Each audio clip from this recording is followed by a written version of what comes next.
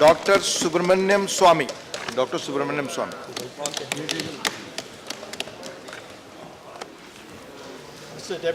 Mr. Deputy Chairman, today would be remembered as a great day, a great step taken for the consolidation of the unity of India, which was lacking. Your only speech will go on And record. therefore,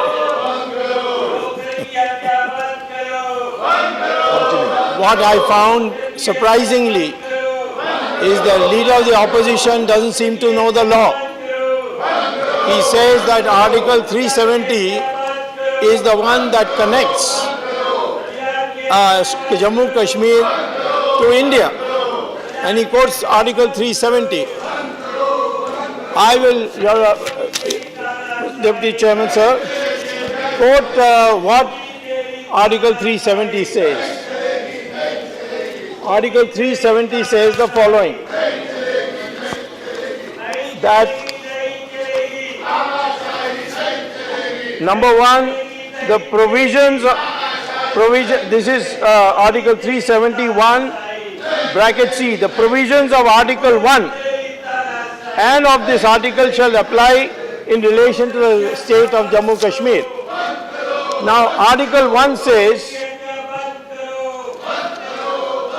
that the name, union and its territory, the name and union of territory, that is Bharat, shall be union of states. And then it goes on to say on 2C that the states and territories thereof shall be specified in the first schedule. And if you look at the first schedule, Jammu Kashmir is mentioned clearly there. So hence Article 1 has the feature that once a part of India, it's part of the Union of India and therefore cannot be separated. That's why in Berubari we had such a lot of problems when we couldn't give it away to Bangladesh, even though it was a commitment made by us. Therefore, every inch of India which is part of the schedule is inalienable and cannot be removed. Then what is the further it says, Article 370 itself, notwithstanding anything in the foregoing provisions of this article, the President may by public notification declare this article shall cease to be operative and or operative only partially. In other words, there is no mention of Parliament. There is no mention of a constitutional amendment.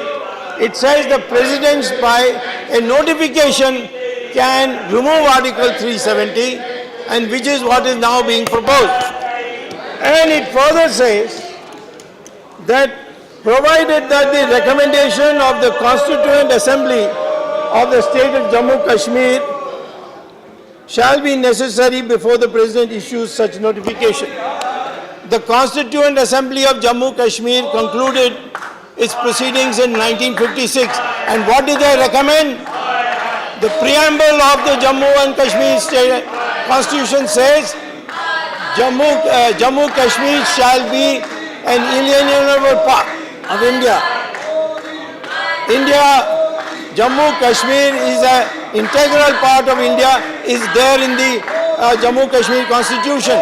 There is no mention of Article 370 in the Constitution. So therefore, what it appears to me is that the Congress party leaders are totally ignorant of the law. They are unaware what the law actually says, and what we are proceeding now is on the basis of law. And bringing a resolution was an additional recognition that this should be informed to the Parliament. Hence, on this basis, I say that the Article 370 removal was overdue, and Article 370's headline is its a temporary provision. Deputy Chairman, sir, Article 370, which protects our people from outside to come into Jammu Kashmir, died the day 500,000 Kashmiri Pandits were driven out. 500,000 Kashmiri residents who are called Pandits and Sikhs, they were driven out of Kashmir and not one word has been said in their favor or any attempt to be made to have them return. How can you have Article 370 in a one-way direction? It cannot be, and therefore Article 370 has been violated repeatedly by the parties which were ruling all this time before the President's rule. I also say that what remains now for to be done is the resolution passed by Parliament unanimously that the portions of Kashmir in the possession of in the name of Azad Kashmir with Pakistan, illegally occupied, they will be taken back. This is a resolution of this House and it was unanimously passed during Narasimha Rao's period. And that is another thing that we need to do. And we also need to withdraw the petition filed by Jawaharlal Nehru in the United Nations Security Council because it was done without the permission of the cabinet of Jawaharlal Nehru.